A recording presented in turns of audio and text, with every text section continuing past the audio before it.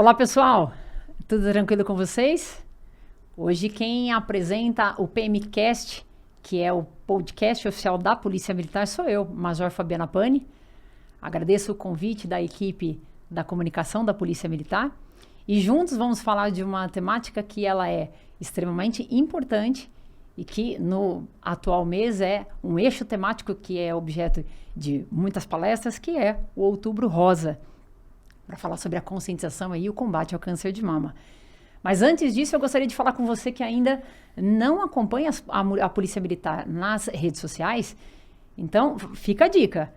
Procure lá, @PMESP, PMESP, Polícia Militar do Estado de São Paulo. Nós estamos nas principais plataformas de redes sociais e ali você pode acompanhar, ficar informado sobre o que a Polícia Militar está fazendo no Estado de São Paulo e também em diversas outras frentes. Então fica aí essa dica.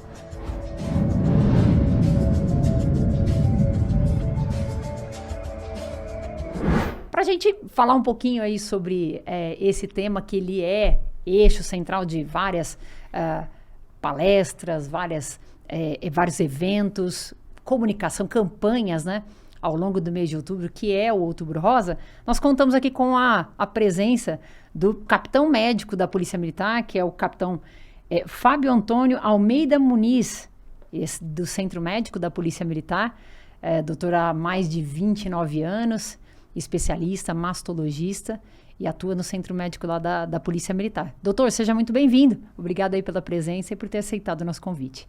Perfeito. É uma satisfação. Eu que agradeço o convite e vamos tentar aqui falar sobre o assunto que é de interesse de todos, né?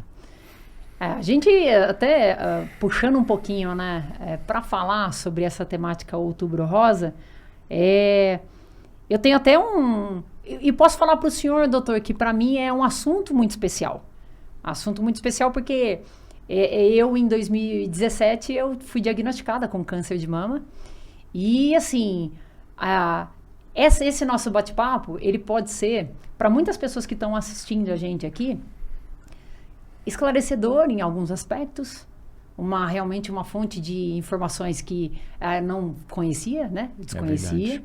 Mas, em especial, a gente tratar do assunto como essa política ela veio sendo adotada para que ele fosse objeto, né, de discussões, de palestras, mas sempre pensando no quê? Em estímulo, né? A prevenção, para que a gente pudesse buscar maior oferta aí de tratamento, na questão de, no caso de diagnósticos, ou antes disso, a questão da promoção dos próprios exames, né? É verdade. A constatação.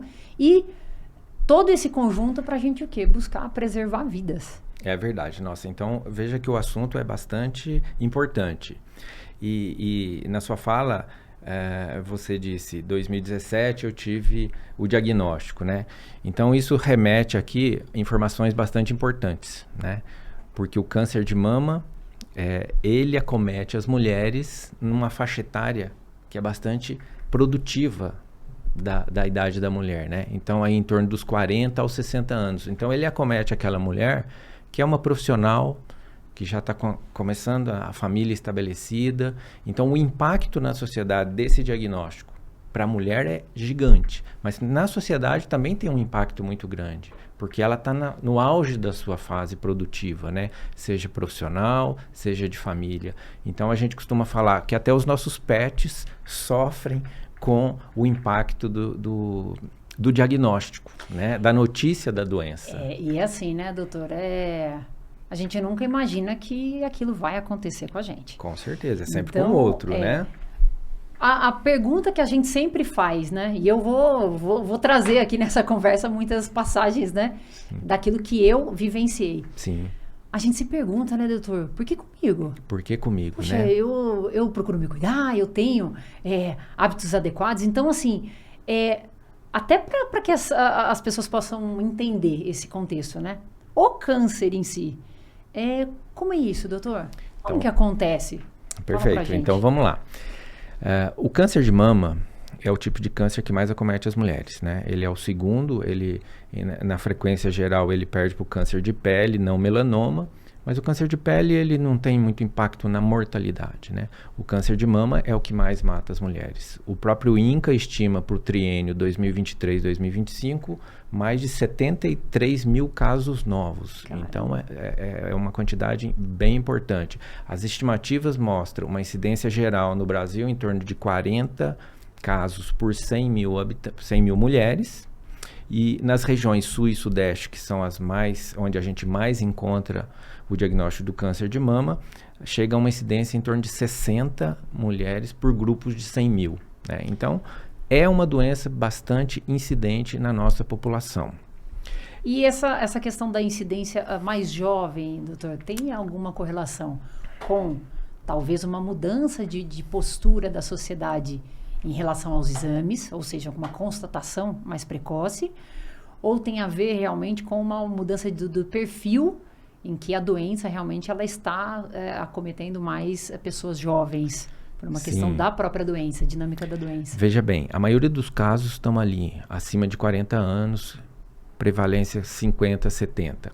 Mas a gente tem tido uma percepção de uma tendência que tem havido mais casos em pacientes mais jovens. Alguns trabalhos mais recentes, até do nosso meio, têm mostrado uma tendência a ter pacientes com idades mais jovens, abaixo de 40 anos, com câncer de mama. E ele é uma doença multifatorial, né? Então ele tem diversas causas. A gente tem um grupo que está relacionado a fatores genéticos hereditários, que é em torno de 5 a 10%, mas a grande maioria, 90 a 95% dos casos, estão relacionados a multicausalidades. Então, aí a gente já puxa para falar de fatores de risco, né? Quais seriam os fatores de risco que a gente vai analisar? Então, o fato de ser mulher é o fator de risco mais importante. Então, a gente fala dos fatores de riscos imutáveis. A gente não pode mudar esse fato. Ser mulher, a idade, né? E aí tem a idade da primeira menstruação. Antigamente, a idade da primeira menstruação, ela era mais avançada, 14, 15 anos. Hoje em dia, essa primeira menstruação, ela acontece em torno de 9, 10 anos. Precoce. Isso é um fator de risco, que a gente chama de menarca precoce, né? A primeira menstruação numa idade mais baixa, né? Em torno de 9 anos. E a menopausa tardia.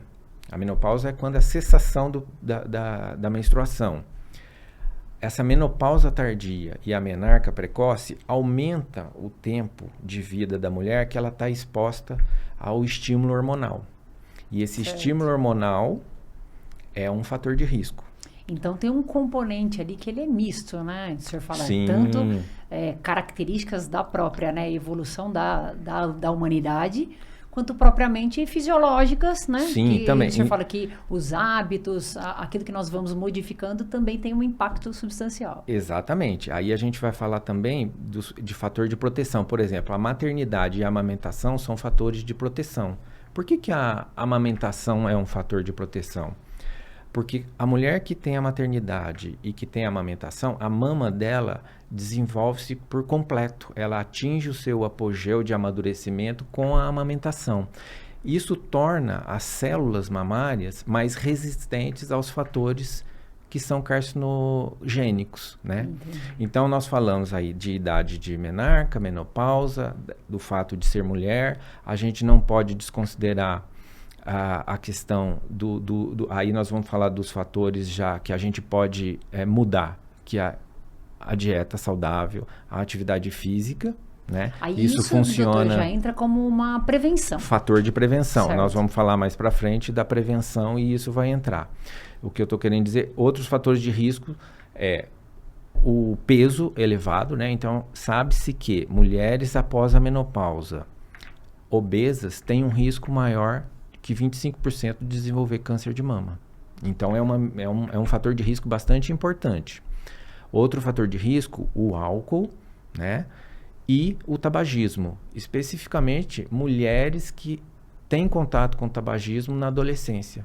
Então, são fatores de riscos muito importantes que a gente precisa esclarecer as pessoas sobre eles. Quer dizer, né, doutora, a gente sai então de uma situação que ela é uma incógnita, meu Deus, né, aconteceu comigo, para ir para uma postura um pouco mais objetiva de assim, quais são os comportamentos que eu tenho adotado que eles possam estar o quê? Contribuindo para o risco realmente da doença acontecer. Então, assim, quando a gente fala em termos de conduta que possa ser uma prevenção, o que seria aconselhável que uma mulher poderia fazer dentro desse rol que o senhor falou, né, dos fatores de risco? O que ela poderia implementar na sua rotina diária, esses cuidados, pensando assim, olha, eu estou tentando afastar, ou seja, diminuir os fatores de risco, né? Como uma conduta que possa estar me oferecendo uma prevenção em relação à doença. Perfeito. Então, a gente falamos dos fatores de riscos e aí vamos na prevenção. A gente diz prevenção primária são aquelas atitudes que a gente toma com o intuito de diminuir o risco da doença aparecer. Então, por exemplo, alimentação saudável e controle de peso sabidamente vão diminuir o risco de câncer. Não só de mama, como outros cânceres também. E também tem impacto positivo na saúde cardiovascular, doenças, né? Então, é uma atitude muito importante. A gente não pode postergar essas ações. Temos que iniciar imediatamente. A dieta saudável e controle de peso ajuda muito na prevenção primária. E outra medida que e aqui é o motivo da nossa campanha Outubro Rosa, é a prevenção secundária. O que é a prevenção secundária? É fazer a detecção precoce do câncer de mama. Então, como é que a gente faz isso? A campanha Outubro Rosa, agora fazer um adendo, ela surgiu na década de 90 em Nova York, uma fundação Susan Komen for the Cure, que fez uma corrida para conscientizar as pessoas sobre o diagnóstico precoce do câncer de mama. Lá eles distribuíram o lacinho rosa e começaram a iluminar os prédios, né? E tem uma curiosidade, porque o primeiro prédio no Brasil, que já foi nos anos 2000, que foi iluminado de rosa, foi o obelisco do Ibirapuera. Olha que interessante. Né? Então, e a partir daí vários outros prédios e monumentos foram nessa dinâmica. Mas voltando lá, qual era o objetivo daquela corrida, da conscientização do Outubro Rosa? Era conscientizar sobre o diagnóstico precoce e que o diagnóstico precoce é feito através da mamografia. E com isso a gente vai impactar na diminuição da mortalidade. Então, lá na década de 90, esse movimento surgiu já com esse objetivo. Realizar mamografia, detectar precocemente e diminuir mortalidade. Mas diminui mortalidade fazer mamografia? Sim, a resposta. E é isso que a gente precisa deixar destacado. A gente precisa alertar as pessoas. Os trabalhos mostram que de mais ou menos cada 100 mulheres que faz mamografia ao longo da vida, a gente tem de 20 a 30 que vai deixar de morrer por câncer de mama. E é esse o grande apelo, né? Isso é extremamente importante. Então, a mamografia é um exame que é feito um raio-x da mama, ela é comprimida, é um exame desconfortável, chato, mas ele é recomendado a todas as mulheres acima de 40 anos para que se realize anualmente. Porque lá com ela nós vamos conseguir diagnosticar tumores com uma dimensão abaixo de 1 centímetro. E aí a nossa chance de cura chega a mais de 95% dos casos. Então esse é o grande apelo. Né? Olha que importante, né, doutora? Então, assim, nós temos a etapa de prevenção, ela até é fracionada em duas, né? A primária e a secundária. Então, assim, que a gente fala dessa questão dos hábitos, que nós precisamos estimular, realmente buscar uma qualidade de vida, mas aqui, como protagonistas da nossa própria saúde, né? Sim. Então, nós precisamos dar esse passo. A questão da realização de exames, né? Falo até como aconteceu comigo, na época eu falo assim, eu estava com 36 anos e ainda não estava nessa faixa etária da realização de exame, que seria a mamografia, né? Que a recomendação seria a partir de 40 anos. E no meu caso, doutor, entrou um fator diferenciado que a gente sempre ouvia muito nas campanhas, né?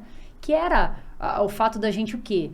Assumir uma postura de o quê? De busca, né? Uma questão objetiva, da gente verificar. Porque assim, a partir do momento que eu conheço o meu corpo, eu identifico que aquilo ali tem uma situação anormal, que aquilo ali não está dentro do que eu estou acostumada, né?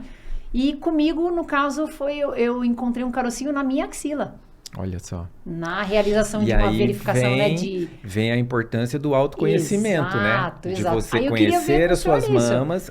Isso é perfeito. É porque a gente falava muito, né, há tempos atrás, da questão do autoexame, que era realmente o quê? O apalpar da axila, das mamas, com o objetivo da gente constatar ali, talvez, a presença de algum caroço, algum nódulo, alguma coisa que fosse estranha. É verdade. Ou alguma coisa que não estivesse, talvez, doendo, que não estivesse apresentando algum outro sintoma, né, em conjunto. E hoje, até esse termo, né, autoexame, ele já não é o mais adequado. Eu queria que o senhor falasse sobre isso. É verdade. Na própria evolução do diagnóstico da doença, então existia uma fase que a gente tinha menos acesso à mamografia. Então, imagine uma população com restrição à mamografia. A maneira de fazer o diagnóstico é o exame médico e nem todo mundo tinha acesso a médico. Então, o autoexame, que era recomendado para a própria mulher conhecer a sua mama, olhar e se palpar para identificar. Identificar o quê? Nódulos que vão ter a dimensão ali de 1 a 2 centímetros. Né? Então, o autoexame ele é importante nesse contexto. Com a evolução, com o advento da mamografia de qualidade digital, de melhor sensibilidade, nós evoluímos. E aí hoje o que a gente fala?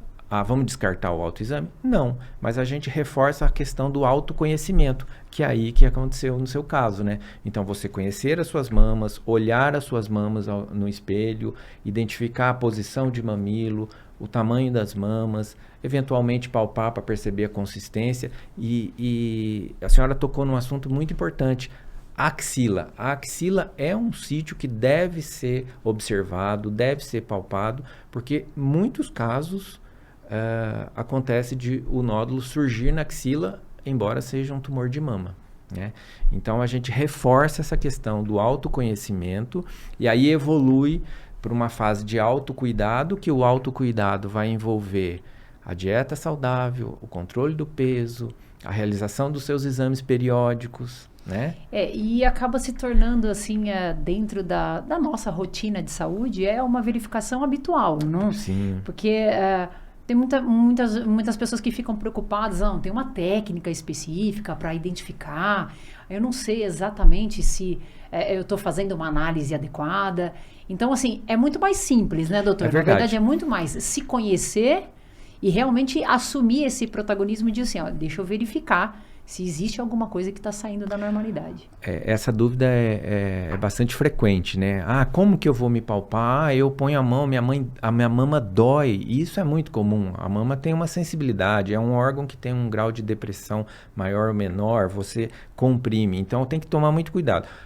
O autoconhecimento é olhar, uma leve palpação com os dedos para perceber a consistência, e a consistência pode variar durante o mês, né?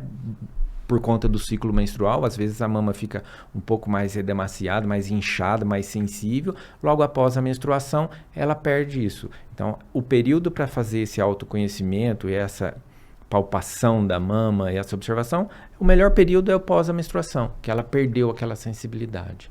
Né? Até porque a gente, assim, já tem na fase anterior, nós já temos impactos que nós mesmos já conhecemos. Aí vai também o reforço do se conhecer, né? Sim. Então, eu sei que no meu período menstrual, quais são realmente os reflexos que eu possuo. Né? Então, eu já sei que aquilo é habitual. É. Então, algo que fuja, né? É até mais adequado fazer no pós, até para que possa identificar de uma maneira mais adequada.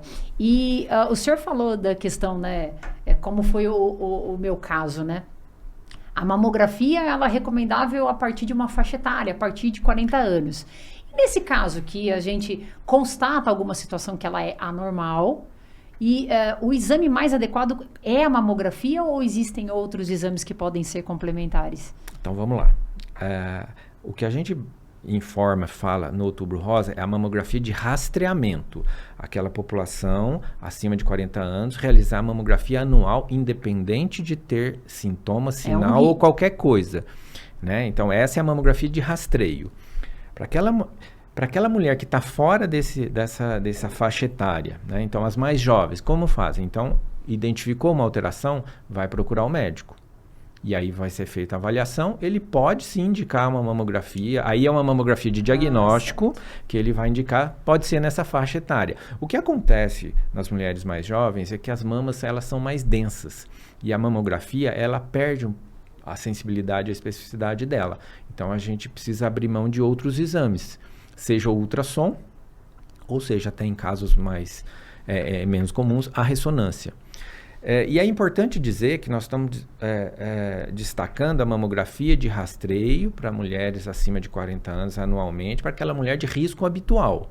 Porque aquela mulher que tem um risco diferenciado, ou seja, ela tem uma história familiar, a irmã dela teve câncer de mama ou a mãe, aí ela entra num grupo especial. E esse grupo especial, ele é acompanhado de uma maneira diferenciada, né? Com outros exames, inclusive.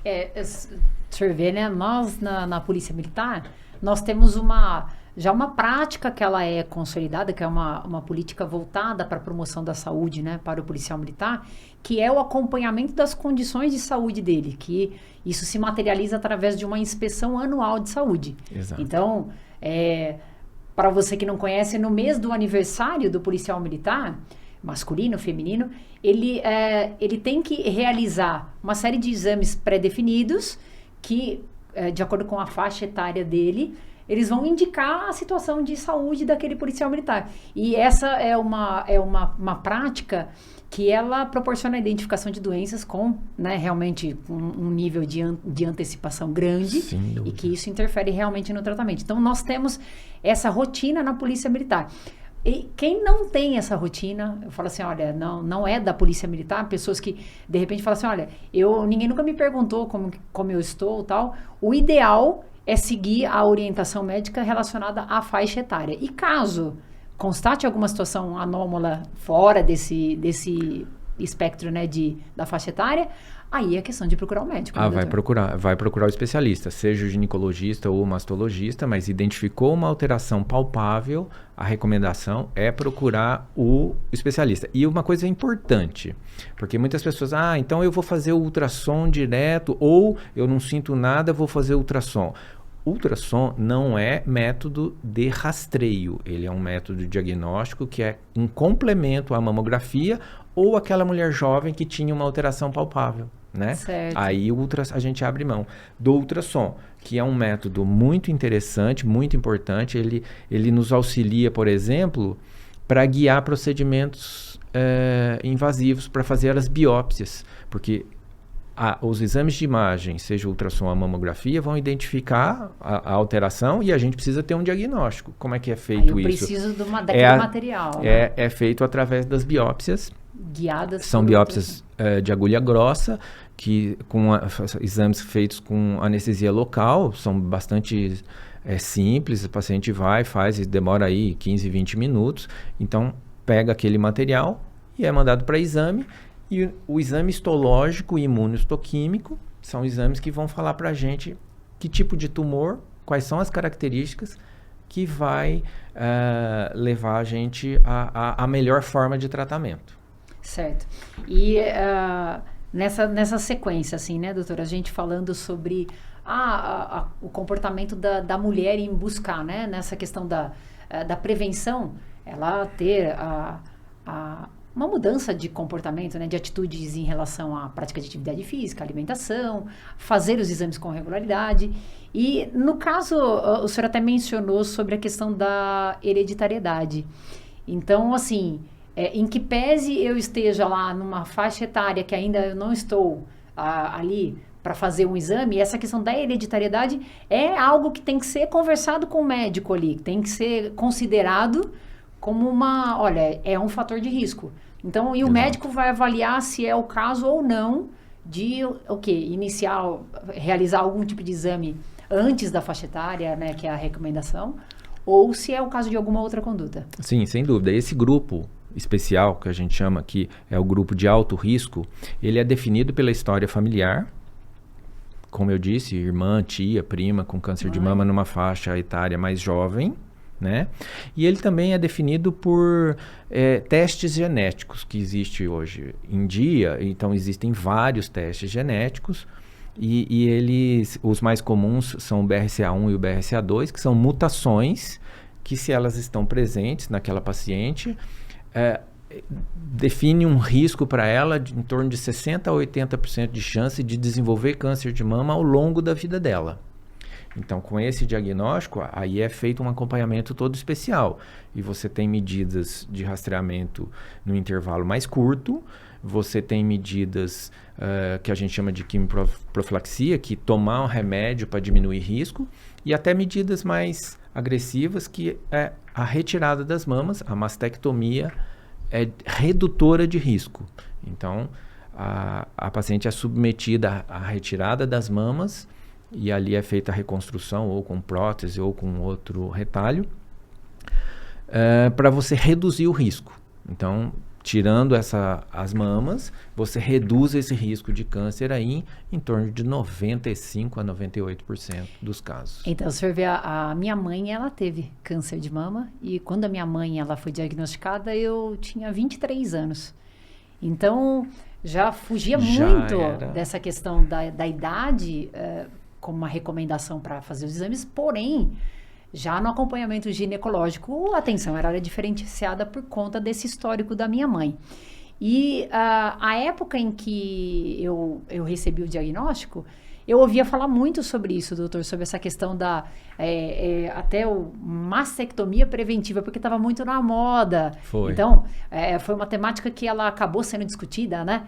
Como uma questão de assim, vamos nos antecipar em relação a essa possível anomalia, né? Perfeito. Para que eu possa estar realizando um procedimento com o objetivo de diminuir o risco para que eu tenha a doença.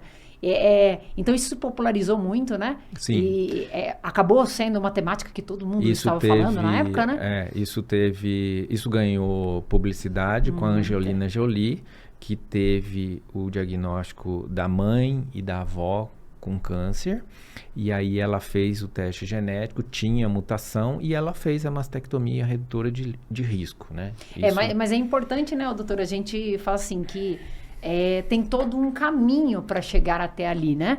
Porque assim, a gente observa que muitas vezes as pessoas elas pensam assim, se eu tiver lá no futuro, então eu vou procurar, eu quero fazer agora. Pensando, põe uma prótese e tá tudo ok. E não é bem assim. Não é bem assim, isso é muito importante. Isso é uma medida, existe dentro do rol de assistência, mas tem seus efeitos colaterais, tem alteração de sensibilidade, tem um maior chance de efeitos adversos ali, de não ficar... Então, você não tem a mesma consistência. E não é uma garantia de 100%, né? Isso é muito importante, porque seja o mais detalhista dos cirurgiões, o mais hábil, ele não consegue tirar toda a quantidade de tecido mamário. Lembra que a gente falou da axila? Sim. Então, às vezes você tem tecido mamário na axila. Então, por mais hábil que seja o cirurgião, a cirurgia redutora de risco, por isso a gente chama redutora de risco. Porque ela não elimina todo o risco. E aí, esse grupo de paciente, ele tem que ter um acompanhamento especial. Tem que ter um acompanhamento diferenciado. Certo. E a gente, falando sobre essa questão de sintomas, sinais, que seria algo que desponta, ou seja, que numa situação de acompanhamento, que a mulher precisa despertar e falar, poxa, isso aqui não é normal. Exato. Então, aí a gente destaca a presença dos nódulos. Embora a maioria 80% dos nódulos mamários sejam benignos, ele é um alerta que tem que procurar esclarecimento. As alterações de mamilo, né, a papila, então erosão, escoriação do mamilo, a saída de secreção sanguinolenta ou tipo água. Então, são sinais. Essa questão de sair da secreção tipo água ou sangue, não é que apertou, saiu. Não, a mulher percebe o sutiã reiteradas vezes molhado com sangue. É um sinal de alerta que precisa procurar o especialista. O nódulo na axila, que é persistente. A axila é um órgão que ela tem os linfonodos, que são os gânglios, fazem parte dos nossos órgãos de defesa. Então, se a mulher depila ou se tira a cutícula, eles podem ficar inflamados e doloridos, mas por um período de 2 a 3 dias. É bem circunstancial. O alerta é para aquele nódulo que está mais endurecido, que persiste, passou de 2 semanas e está ali. Esse nódulo precisa ser levado ao médico, precisa procurar esclarecimento, né? Então, esses são os principais sintomas. A outra questão, às vezes, a pele da mama começa a ficar endurecida, avermelhada, com aspecto de casca de laranja, que a gente chama. É um sinal que precisa procurar a assistência do especialista, porque pode ser um sinal de um câncer de mama, né? Certo. A gente, nesse processo, né, doutor, quando a gente passa a acompanhar a nossa saúde, no meu caso, por exemplo, que eu tinha um histórico, né, familiar muito próximo, né, que é a minha mãe, a gente trata de uma maneira extremamente objetiva, né, falei, a Polícia Militar, nós temos já o habitual desse acompanhamento periódico, né, mas é muito difícil, doutor, o momento que a gente recebe essa notícia, a gente fala assim, onde eu falhei? É muito pesado, é um momento difícil realmente. E assim, eu gostaria que o senhor falasse eventualmente, e aí a gente fala, né, tanto para alguém que esteja passando por isso, né, pessoalmente uma mulher que esteja enfrentando a notícia da doença, o diagnóstico, ou algum familiar, né, que esteja com alguém próximo que esteja nessas circunstâncias, a relevância de um acompanhamento psicológico nesse momento, porque às vezes de forma muito objetiva, poxa, eu faço meus exames, eu cuido da minha saúde, o que saiu errado ali? E é realmente um momento que a gente precisa buscar o quê? De uma forma objetiva, uma aceitação da doença, porque isso faz diferença no tratamento. Com certeza, né? O impacto da notícia do diagnóstico positivo, né? Eu tenho câncer de mama. Gera inúmeras sensações, né? Medo, fuga, né? A sensação de culpa, o que eu fiz de errado, o que eu deixei de fazer, nossa, e o meu exame passado, que será que não viu, o que aconteceu? Eu falhei 1 ano de fazer mamografia e apareceu. Então, essa sensação de culpa é muito presente, né? Então, esse misto de medo, culpa, insegurança, e aí a recomendação, tem que procurar um profissional especialista, tem que se orientar de fontes confiáveis, né? A rede de apoio, trazer os familiares que te apoiam para junto dessa situação e com a informação correta, com a informação do especialista, para que faça o que é mais adequado. E o que a gente precisa destacar, hoje em dia, a gente tem uma condição muito grande de tratamento e levar ao sucesso, uma chance de cura dessa doença, né? Então, isso que a gente precisa destacar. No passado, há 30 anos atrás, até mais, o diagnóstico de câncer era meio que uma sentença de morte. E isso mudou, essa página virou. Hoje em dia, o tratamento para o câncer de mama é uma coisa muito individualizada, então, para cada pessoa tem um tipo de tratamento e com uma chance de sucesso desse tratamento muito grande. Então, se a gente faz a mamografia, descobre o tumor numa fase inicial, a gente fala e tem repetidas vezes insistido, a gente tem 95% de chance de cura ou mais, né? Então, isso é muito impactante. E trazendo para a nossa realidade da Polícia Militar, eu rememorando aqui rapidamente os casos que a gente opera lá, eu digo que a grande maioria das nossas policiais retornaram à atividade. Que legal. Porque foi feito o diagnóstico num momento adequado que permitiu a recuperação. Passou por todo o tratamento, seja cirurgia, seja quimioterapia, radioterapia, imunoterapia, hormonioterapia. Então, a gente tem uma gama grande de opções de tratamento, mas com um impacto muito positivo, né? Isso que a gente precisa destacar. Isso você está falando, a gente tem acesso, né, a muitas informações. Hoje, nós somos privilegiados, nós temos realmente condições rápidas de obter informações, só que o leque ele é muito amplo das informações que são realmente científicas, que são derivadas de estudo, que são realmente muito apropriadas e aquelas que não tem pé nem cabeça. E aí, quando a gente está nesse momento, né, que a gente ainda está sob o impacto, né, da notícia, a gente quer consumir informações que possam estar oferecendo para a gente, né, aquela esperança tal, e tudo mais. E aí tem muita gente que recorre, né, doutor, aquela famosa pesquisa rápida. Ao Dr. Google, né? E da maneira como o senhor disse, né, o tratamento ele é individualizado. Individualizado. Então, qual que é o risco da gente de repente, cair em uma cilada, pegando lá o resultado do meu exame, né? Isso aqui é uma hipótese, tá, doutor? Não é uma coisa que acontece no cotidiano. Pego o resultado do exame, jogo no buscador para saber ali, ó, agora o que é, características, o que fazer, e falo, bom, tá aqui. Essa daqui é a solução. Veja que são os comemorativos de uma tragédia, né? Você está numa fase vulnerável, com medo, insegura, tem um diagnóstico, e a maior arma que a gente tem contra ele é a informação correta, né? A gente vive na era da informação duvidosa, perigosa, né?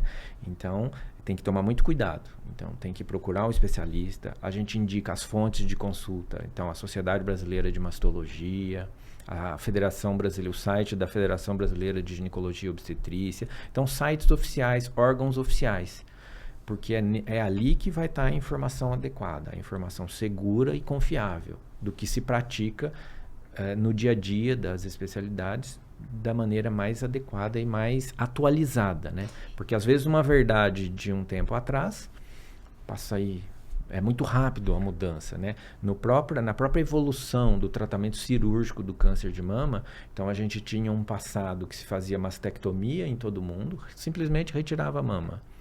Aí evoluiu para uma cirurgia conservadora, em que você tirava uma parte da mama e esvaziava os linfonodos da axila. Já era uma evolução, porque você não estava retirando a mama. As técnicas, elas já vão se Só aprimorando. que isso levava a diversos problemas de inchaço nos braços, diminuição da imunidade. Nós evoluímos. Essa cirurgia da axila hoje, ela é bastante seletiva, né? A gente às vezes tira um linfonodo, ou às vezes nem faz a cirurgia da axila, e a cirurgia da mama vem cada vez mais sendo mais restrita, né? E também as técnicas de reconstrução da mama que foi retirada. Então, isso trouxe muito benefício para o tratamento cirúrgico, muita evolução para o tratamento cirúrgico. Né? No meu caso, doutor, quando eu parti para... Então, eu comecei o tratamento pela quimioterapia. Então, quando eu fui para o procedimento cirúrgico, o nódulo já havia evoluído muito. Então, a cirurgia ela foi realmente extremamente tranquila. E aí, na sequência, eu fiz a radioterapia. E aí tomo ainda a medicação até hoje, né? Mas, assim, falando brevemente, né? Eu sei que o leque, ele é bem vasto. Mas aí, a partir do momento que a gente tem o diagnóstico, aí eu saio do mastologista e eu passo para fazer esse acompanhamento, em termos de tratamento, com o oncologista. Que aí ele que vai fazer esse tratamento voltado para o combate à doença em si. A gente tem uma equipe multidisciplinar, né? Então... A gente diz que o maestro dessa orquestra é o mastologista. Certo. Então, o paciente tem que estar sempre ali com o mastologista, porque é ele que vai fazer o cuidado direto da mama. Mas aí entra o psicólogo, o psico-oncologista, né? Entra o oncologista, o radioterapeuta, não podemos esquecer do fisioterapeuta. Então, é um grupo grande de pessoas Sim. que vão participar dessa equipe multidisciplinar para tratar da melhor maneira possível. Uma vez que a gente assimila, né, que realmente, olha, nós estamos com o diagnóstico, estamos com a doença, e de forma objetiva a gente encara o tratamento, as chances realmente de cura, elas são muito grandes, né, doutora? A gente tem recursos hoje que apontam para a gente, né, e apontam em termos de números, né? Sim, o sucesso muito grande quando a gente faz o tratamento adequado, porque assim, ignorar a doença, falar, não, eu não quero fazer o exame porque eu não quero encontrar. Ou estar com a doença e falar, não, olha, do mesmo jeito que apareceu, vai sumir. São condutas que elas não contribuem para realmente um sucesso aí, realmente para eliminar a doença. Isso funciona como uma negação, né? Isso é extremamente deletério, porque a doença vai evoluir. E a doença é real, a doença está presente no nosso meio. Isso é fato. Né? Eu falei dos números mais cedo. Então, a gente precisa fazer diagnóstico precoce através da mamografia. Felizmente, a gente tem uma oferta adequada, pelo menos no nosso meio, na polícia, desses exames. e enfrentar, ter a informação correta e fazer o tratamento correto. A fuga, o medo vão levar a postergar o diagnóstico e aí você aumenta o risco de mortalidade, de cirurgias mais agressivas, né? E evoluindo para uma fase metastática, aí a gente não pode mais falar de cura. Então, aí é controle de doença só. Então, a situação fica mais séria, mais grave, maior risco de mortalidade. E é nisso que a gente precisa atuar, a gente precisa evitar que chegue nessa fase. E no nível de conscientização que a sociedade já chegou, que a gente observa as políticas públicas, né? O senhor está falando até... Nós temos inúmeras iniciativas, né? De carretas que elas são itinerantes, né? Que elas promovem a realização de exames para pessoas que por vezes não teriam condições. O mês temático impacta a gente tanto com as campanhas quanto até a própria iluminação dos prédios. Quando a gente passa aquilo alerta, né? E assim, até a gente ouve muitas pessoas falando, poxa, eu tinha esquecido que eu tinha que fazer meus exames ginecológicos, que eu tinha que fazer meu acompanhamento periódico. E aí passei e vi a iluminação, aquilo lá me despertou. Essas medidas são tão educativas muito que, veja bem, o Outubro Rosa foi uma das pioneiras, mas hoje em dia, todos os meses se faz campanha de outras situações pelo sucesso dessa campanha do Outubro Rosa, né? A gente realmente ser o protagonista da nossa qualidade de vida, da nossa saúde, né? Essa é uma regra extremamente importante. E assim, ser doutor, eu sei que o assunto a gente poderia ficar conversando bastante, é muito legal a gente ter um especialista que possa estar agregando aí pra gente algumas informações que talvez a gente não tinha pensado ou esclarecer, né? Alguns mitos. Sim. A gente falar sobre essa questão da informação, né? Mas posso dizer para o senhor com conhecimento de causa, e é muito importante que a gente enalteça isso para quem está acompanhando a gente. Não é o fim do mundo, doutor. Então, a gente precisa assimilar isso enquanto que prevenção, para que realmente não aconteça, né? Então, eu preciso adotar aquela postura pensando assim, olha, então eu vou eliminar os fatores de risco. Mas aconteceu. Ou minimizar, aconteceu, né? E aconteceu, então, objetivamente, eu preciso o quê? Buscar assistência médica para que a gente possa estar fazendo o tratamento e as chances, elas realmente são muito boas. Sem dúvida nenhuma. As chances são bastante esperançosas, né? Que a gente vai conseguir a cura. Então, hoje a gente já fala isso de maneira mais clara, que num passado não muito distante a gente era muito reticente nessa questão, né? Essa busca é muito importante, essa postura de protagonista, de assumir a responsabilidade, de fazer a mamografia. Então, existe a oferta, o nosso estado tem diversas ações, né? Como a senhora citou, as carretas, os serviços. Ontem eu vi o governador citando das ações. Então, a oferta de exames, isso é bem importante para que a gente tenha cada vez mais condições de ter o diagnóstico e levar a informação correta, propiciando que essas mulheres tenham o tratamento adequado e realmente um impacto menor. Mas que é uma cicatriz pesada, difícil. A gente fala que é uma fase assim de uma tempestade forte, nuvens escuras, que dá medo, tem raios, trovões, mas à medida que você vai tendo informação, que vai seguindo o tratamento, vai tendo apoio, né, da rede ali que está estruturada e junto, essa tempestade começa a passar, começa a aparecer luz, o sol volta a brilhar, e aí vai voltando aos poucos para as atividades do dia a dia, né? Então, essas informações e essas experiências, né? E a experiência da senhora é extremamente positiva, né? Que enfrentou de maneira clara, que foi atrás dos especialistas, né? Naquele momento de medo.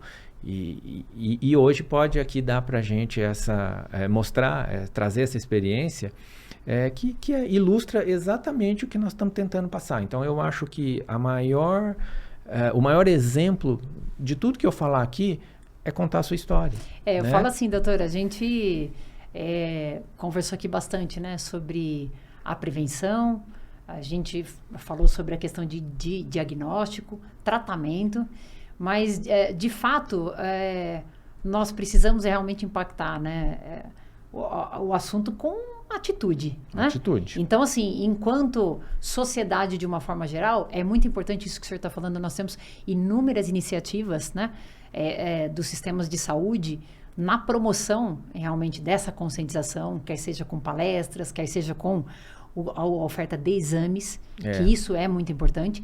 Não adianta só chegar e falar assim, não, eu estou fazendo a minha parte, mas a minha parte é um pouquinho mais ampla. Por né? exemplo, na polícia, a paciente faz a mamografia, aí a mamografia ela é categorizada de acordo com o risco de ter câncer, né? Ela é classificada lá 1, 2, 3, 4, 5 e 6, mas as categorias 4 e 5 são as mamografias suspeitas. Então, a gente tem um programa lá no Hospital da Polícia, que a paciente com esse resultado, ela nos procura imediatamente e a gente já direciona para fazer o diagnóstico, fazer a biópsia e definir a sequência de tratamento. Então, essa porta aberta para esse tipo de situação é muito importante, que talvez seja o primeiro acolhimento que essa mulher precisa para dar a sequência de maneira adequada, né? E o fator tempo, né, doutor? Ele realmente ele pode contribuir muito para o sucesso, ou ele pode ser um fator de realmente de dificuldade, né? Exato. Sim, sim. A gente tem muitas vertentes para falar sobre o assunto, né, doutor? Mas assim, bastante vasto, né? a nossa proposta aqui nesse bate-papo que foi muito legal, foi muito bacana poder conversar com o senhor e mostrar assim que é importante a gente pensar no Outubro Rosa como uma conscientização. É algo que eu incluo na minha rotina, eu incluo na minha vida enquanto um despertar para o quê? Olhar para mim, para me conhecer e para que realmente eu possa estar sendo esse fator de diferencial aí o diferencial para que eu tenha um sucesso lá na frente. E foi muito legal ter o senhor aqui com a gente. Eu sei que se a gente fosse conversar aqui, nós teríamos muitas coisas para falar, até com a experiência que o senhor tem, né? Na especialidade de mastologia, mas para a gente trazer para o pessoal essa reflexão sobre o que significa o Outubro Rosa e o que nós podemos realmente tornar essa história diferente, foi muito legal. Então, eu gostaria de agradecer a presença do senhor. A gente vai chegando ao fim aí com esse episódio e eu gostaria de deixar aberto para o senhor quiser fazer alguma consideração final para as pessoas que estão acompanhando a gente. Ah, que legal. Passou tão rápido, né? Que a gente foi muito legal. Bom, eu quero agradecer, né, o convite e deixar a mensagem que realizar mamografia de rastreamento para mulheres acima de 40 anos anualmente salva vidas, né? E para as nossas policiais, dizer que nosso hospital está de portas abertas, a gente tem diversas ações nessa área e estamos à disposição para no que puder contribuir, né? Agradeço mais uma vez o convite e seguimos. Muito obrigada, doutor. Obrigada aí pelo bate-papo. A gente vai encerrando esse episódio, que assim, para mim foi muito especial poder aqui bater um papo com o Dr. Fábio, um especialista, né, mastologista. Ele é capitão médico da Polícia Militar e ele está conosco aí nessa missão de promover a saúde para quem promove a sua segurança, para quem está ali nas ruas protegendo você. Então, a gente vai encerrando esse episódio. Agradeço muito ao apoio da Carijó Filmes, que fornece para a gente aqui o estúdio, toda a equipe técnica que está com a gente nessa iniciativa do PMcast. Valeu, moçada. Obrigada aí por tudo, pela paciência e por nos ensinar a cada dia. E você que ainda não acompanha a gente nas mídias sociais, não esqueça, @PMESP. Esteja lá antenado com tudo que está acontecendo na Polícia Militar e acompanhe, faça com que a gente aí possa estar levando essa mensagem de prevenção e mostrando o trabalho que a Polícia Militar desenvolve para proteger você para muitas pessoas. Tá bom? Obrigada. Tamo aí junto, gente. Valeu.